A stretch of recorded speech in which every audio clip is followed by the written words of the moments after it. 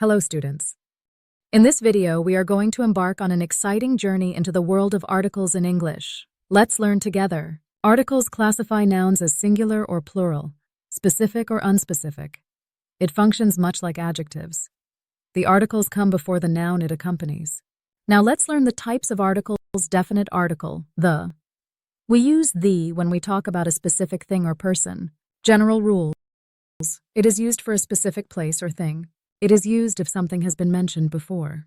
It is used for countries with plural names or those that have words like republic or kingdom. For example, the ancient civilization that thrived along the banks of the Nile River left behind remarkable artifacts. Indefinite articles, a and an. These articles are used when we're talking about non-specific items. Use of a. It is used before singular common nouns that begin with a consonant sound and before words starting with eu or u, pronounced as you.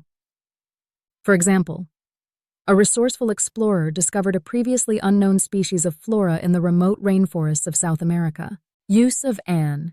It is used before words that begin with a vowel sound and before abbreviations that have a vowel sound. Also, if a word starts with a silent h, we use an.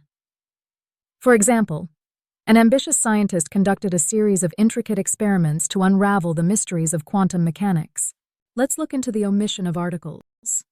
They are not used with the names of countries. They are not used with the names of languages, diseases, etc. They are not used with words like heaven, hell, God, or parliament. They are not used with northern, southern, western, and eastern. Now it's your turn to answer. What is the difference between definite and indefinite articles? Share your answers in the comments.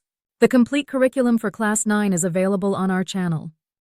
Check out all the links provided in the description below. Please make sure to like, share, and comment for more such videos.